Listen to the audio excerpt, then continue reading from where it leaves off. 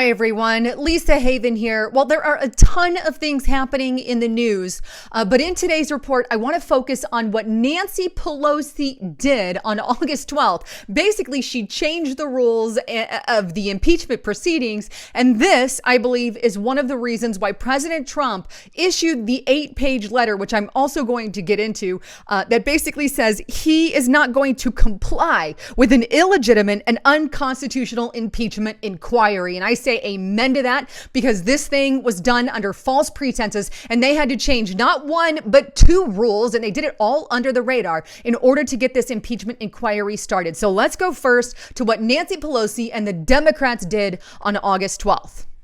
All right, so here we are on Gateway Pundit in an article written by Jim Hoft, published October 8, but it's titled, Breaking Exclusive, Pelosi Democrats Changed the House Rules on Impeachment. Yes, you heard that right, but they changed it on the day that the whistleblower complaint was filed. They basically pulled authority away from the House, and I'm going to prove it to you, and I'm going to prove it by going over to the actual impeachment process in the House of Representatives. Now, this is actually how they do it. This is all the documented breakdown, but you can see the latest change was August 12th, 2019. Again, the day that the whistleblower complaint was filed. So just what are these changes? Well, you're going to notice on this page, basically what it shows, if it has a red strike through like you see here, that means that it was taken off and something else was added in, and the blue was added. For example, we have June 14th crossed out and the updated date. So that's the new ad. Well, let's go see what the Democrats changed, at least the major change of it.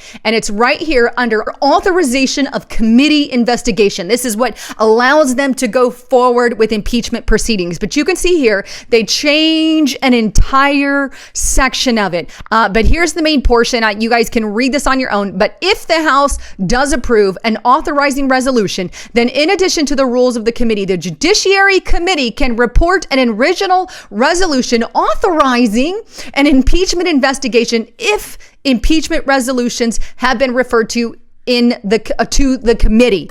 In the case of the most recent authorization of the presidential impeachment inquiry, they took off, full House did debate the resolution. That's gone because they didn't debate it. And Judiciary Committee report such a resolution, and the full House debated it. You see how it's changed to meet the narrative that they want.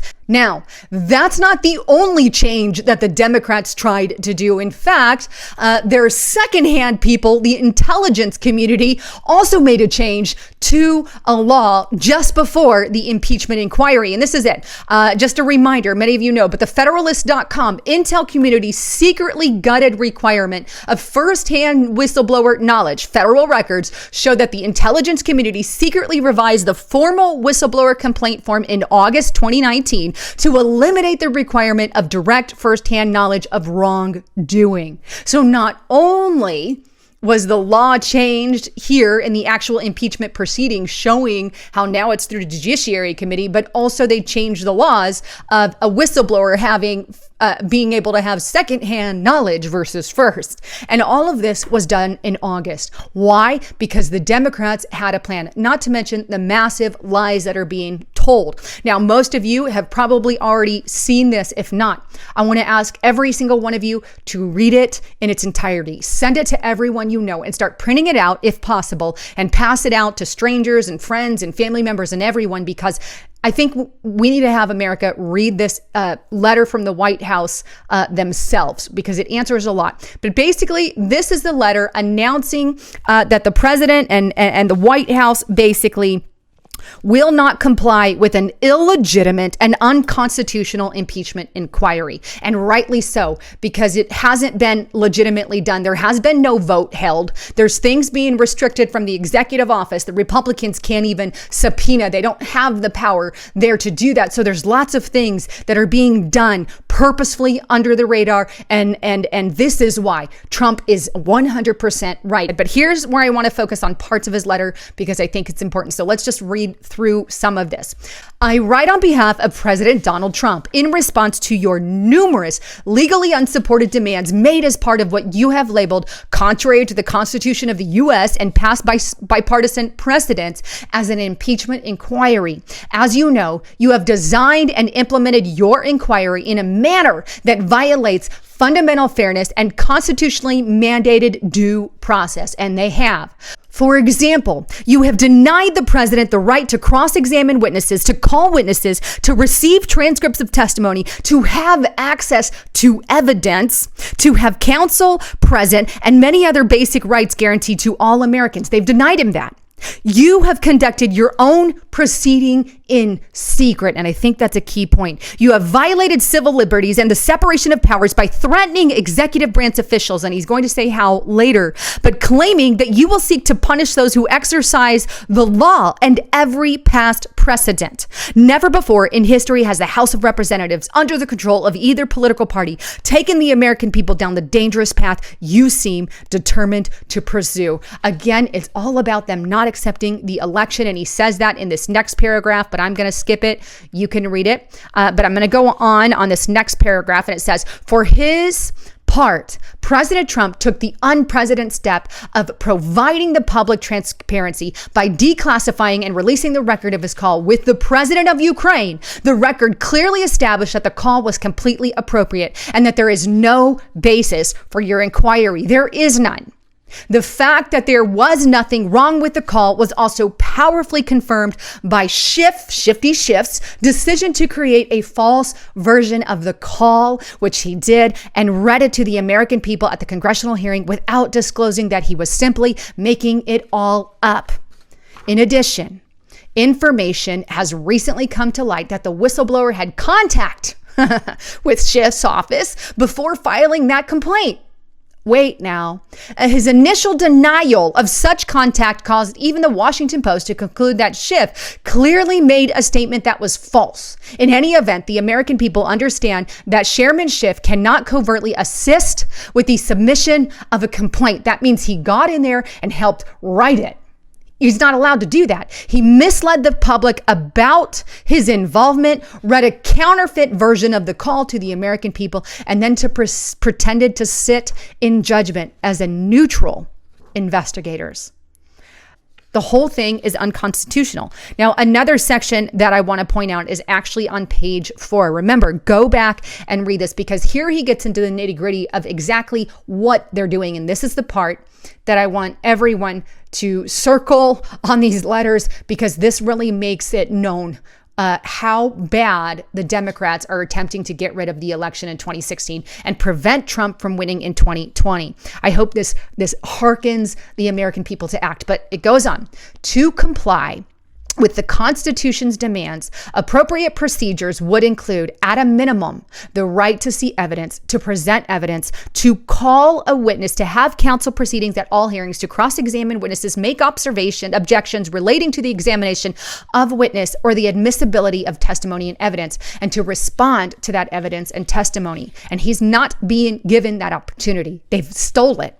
Likewise, the committees must provide for the disclosure of all evidence favorable to the president and all evidence bearing on the credibility of witnesses called to testify in the inquiry. The committee's current procedures provide none of these basic constitutional rights. In addition, the House has not provided the committee's ranking members with the authority to issue subpoenas. That's a key word here. Why is it okay for the Democrats, and yet they're preventing everyone else from doing it? This is against the law. This is against the inquiry proceedings, but they say you're not allowed to do anything Republicans, only Democrats, right? But it goes on. The right of the minority to issue subpoenas subject to the same rules as the majority has been the standard bipartisan practice of all recent resolutions authorizing impeachment inquiries. It's always been that way. The House failure to provide co-equal subpoena power in this case ensures that any inquiry will be nothing more than a one-sided effort by the Democrats to gather information favorable only to their views and to selectively release it as they determine. 100%. The House's other disregard for the established procedures safeguards followed in past impeachment inquiries shows that the current proceedings are nothing more than an unconstitutional exercise in a political theater. It's a political theater. And right here, this is also very important. As if denying the president basic procedural protections were not enough, the committees have also resorted to threats and intimidation against potential executive branch witnesses. They're threatening them and intimidating. And here's how. Threats by the committees against the executive branch witnesses who assert common and longstanding rights, destroy the integrity of the process, and brazenly violate fundamental due process. In letters to Senate Department employees, the committees have ominously threatened without any legal basis and before the committees even issued a subpoena that any failure to appear to the letter, the subpoena, right, in response to a mere letter request for a disposition shall constitute immediate evidence of obstruction. I reported on this earlier. They're saying anyone who doesn't answer to this letter is guilty of obstruction. Wait now. And on top of that, worse, the committees have broadly threatened that if a State Department official attempts to insist upon the right for the department to even have an agency lawyer present at dispositions to project legitimate executive branch confidentiality interest, or apparently if they make any effort to protect those confidential interests at all, in other words, they can't bring a lawyer in, then these officials will have their salaries withheld. Their salaries withheld. Why? Oh, because, hey, we're only going to let subpoenas be issued on one side. The other side can't issue subpoenas. And on top of that, your witness says they're not allowed to bring a lawyer and they're not allowed to deny the letter, because if they deny the letter, they're guilty of obstruction. And if they bring a lawyer, well, then we're going to withhold their salaries. You're welcome. No, this isn't even it's not even legally legit. The entire thing is a game, and I hope the people out there listening wake up to the atrocities of what the Democratic Party is doing.